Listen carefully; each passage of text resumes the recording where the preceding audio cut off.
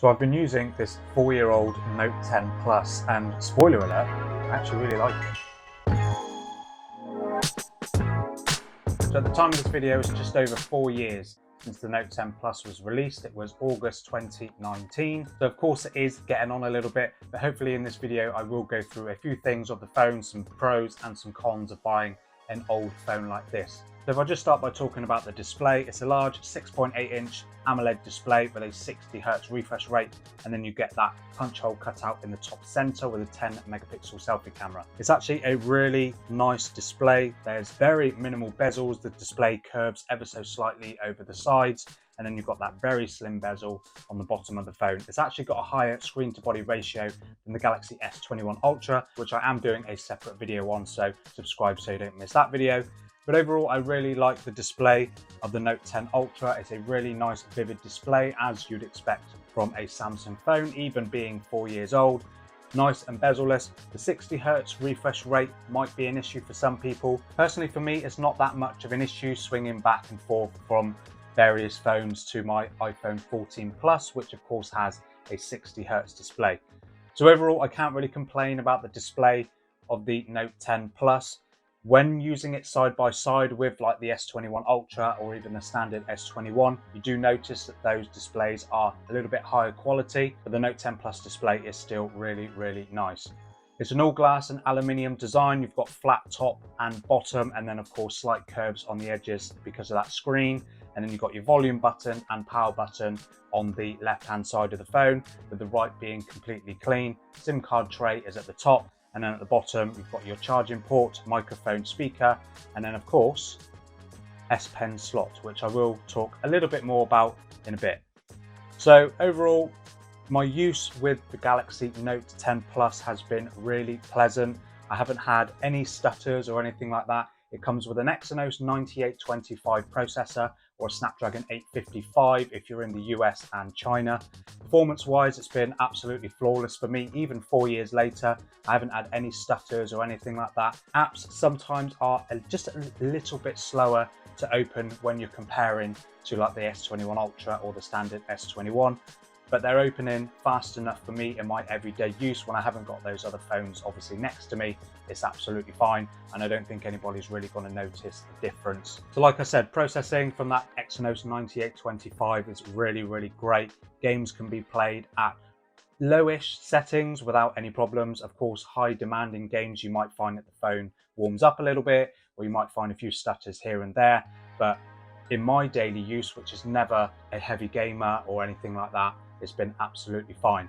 You get a whopping 12 gigabytes of RAM on the Note 10 Plus as well, and this comes with 256 gigabytes of storage. So RAM and storage wise, you're absolutely set. And you do get an option to expand that storage with a micro SD card as well, which is very much a rarity in 2023, but it was sort of a common-ish thing in 2019. So that's something, if you really want loads and loads of storage, you can easily expand it with a micro SD card. And the battery on the Note 10 Plus is a 4,300 mAh battery. So although smaller than a lot of the other phones that are out these days with 5,000 mAh batteries, I've actually found the battery life to be really great on the Note 10 Plus. That 60Hz refresh rate does wonders for the efficiency of this battery. And then of course, just the efficiency of the processor. Although Exynos chips aren't always known for being the most efficient, I have found it to be efficient enough for me in my daily use. And that 12 gigabytes of RAM, of course, means that a lot of apps can be open in the background. Their phone's not going to be closing them all the time. So overall, the battery life on the Note 10 Plus has been really, really great. Gets me through a full day without a problem, with decent amount use of the camera when I'm testing it out, watching videos on YouTube, streaming music from the phone to my car, so Bluetooth being on all the time, and then just your normal messaging and all that sort of stuff, a bit of social media. So even 4 years later, the battery is holding up really, really well. Charging on the Note 10 Plus, you actually get support for 45-watt wired charging and then 15-watt wireless charging on the Note 10 Plus, which is actually more than the 25-watt support on the Galaxy S21. Not bad. Of course, 45 watts, even in 2023, isn't that fast, but it's a lot faster than, of course, 25 watts, and it'll get you charged up relatively quickly on the Note 10 Plus, but although most people charge overnight, I would imagine. But yeah, of course, where older phones aren't always going to be the best option for buying 3-4 years later is software updates. Now the Note 10 Plus is unfortunately stuck on Android 12 with One UI version 4.1 on top. It does have an August 2023 security patch that I just installed a few days ago, so that's pretty good. But in terms of the overall software, you are stuck on Android 12 and One UI version 4.1. One UI is still aesthetically, of course, the same as the newer phones from Samsung, but of course Android 13 features you're not going to get on the Note 10 Plus. But of course you do get plenty of features with that S Pen. You can write on the screen, do a little doodling, all that sort of stuff. To be honest, it's not really something that I've used that often. I actually found myself colouring in some cartoons, but that's about the extent of what my S Pen usage has been. Of course, you can use it as a shutter control when you're taking photos. That I did actually use a couple of times when I took the phone away with me to Devon, and I will show some photos of that trip as well. So of course, the S Pen for a productivity-minded person is still going to be a great feature to have, even in 2023. Of course, they added it onto the S22 and S23 Ultras. So there are going to be people that will find it useful, but for me, not so much. And lastly, if I talk about the quad camera system on the Note 10 Plus, it's headlined by a 12 megapixel camera with that variable f1.5 to f2.4 aperture found on the Galaxy S9 series. You also get a 12 megapixel 2x telephoto camera with an f2.1 aperture, and then a 16 megapixel ultra wide with an f2.2 aperture. And photos from the Note 10 Plus I have found to be pretty pleasant. I did notice when I initially opened up the camera to take some photos, there wasn't that pop in terms of the detail and the quality than what you find on like the S21 or something like that. You do notice that it is an older phone, I think initially when you open up that camera app, but I think the photos have actually come out pretty good. There isn't that normal color pop from the photos that I have found with other Samsung devices. But you do get good amounts of detail. Dynamic range is pretty good, but can struggle in some harsher conditions.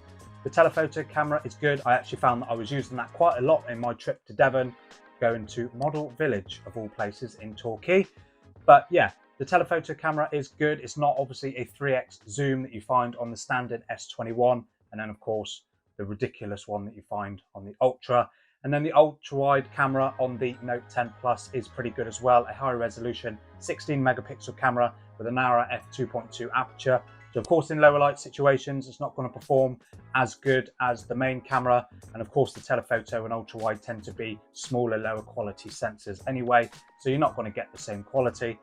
But overall, as a complete package, I think the camera system on the Note 10 Plus is pretty good. You've got all those three focal lengths, so you've got plenty of flexibility. You've got that depth camera for portrait shots, which does a good job helping with subject separation. And then video mode up to 4K at 60 FPS is pretty good. It's obviously not anything to shout about in 2023, but it's enough for the bog standard things that I use it for. So taking videos of my kids, my pets, going out and about, it's enough for me. But if you're a vlogger, I mean, you're not going to buy a 4-year-old phone if you're a vlogger, but yeah, it does the job, if not the best. And then selfie photos from the 10 megapixel selfie camera come out quite similar, I think, to the S21. That has a 10 megapixel camera as well, with obviously improved processing and all that sort of stuff. But this selfie camera is plenty for just general selfies if you're out and about. It does a pretty good job, again, if not amazing. It does the job, can't really complain too much about it. So that's my quick look at the Galaxy Note 10 Plus. Now, overall, I actually really enjoyed my time with the Note 10 Plus. The battery life was absolutely great for me. We took it camping for a few days on the weekend, and it was absolutely fine. It lasted me a full day without a problem. And considering we had no electric to charge our phones, that is something that I really could have done with, and it definitely delivered. And the performance-wise is absolutely fine. The screen is great, bright enough in daylight. The camera was solid enough for me to take pictures of all the bits and bobs when I was out and about.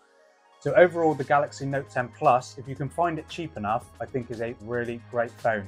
If you're not too worried about the software updates, this is a good phone to have.